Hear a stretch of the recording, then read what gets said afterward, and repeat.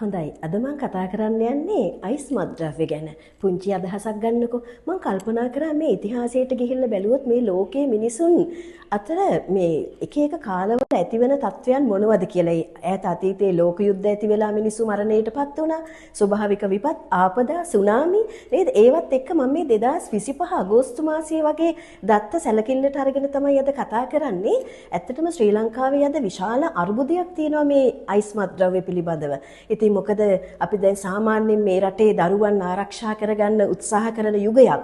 ඒක නිසා මේ ගැන අවධානය යොමු කරන්න ඕනේ කියලා හිතුණා මට. ඉතින් ඒ අනුව වැඩිපුරම අපේ රටේ අරක්කු භාවිතා කරනවා, ඊළඟට සිගරට්, ගංජා, අයිස් සහ හෙරොයින් කියන මේවා තමයි ප්‍රමුඛව තියෙන්නේ. ඉතින් ඒ අතර අයිස් අද ඉදිරියටම ඇවිල්ලා ඒ ගැන කතා බහ වැඩි.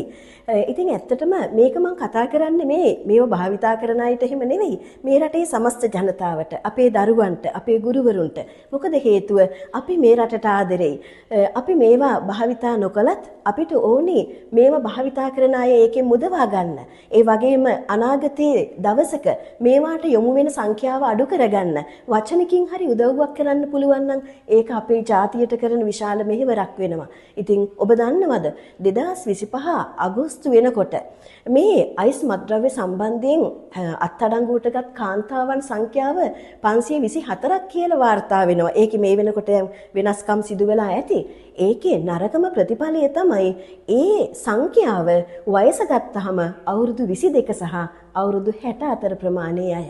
කාන්තාවන් කියන්නේ අතීතයේ කෙතරම් සිව්මැලි අපේ අතීත සංදේශ කාව්‍යවල බොහොම ලස්සනට වර්ණනා කළ කාන්තාවන්ට අද වෙලා තියෙන්නේ මොකද්ද? ඉතින් රට ගැන, සමාජය ගැන, දරුවන් ගැන අවධානය යොමු කරන්න.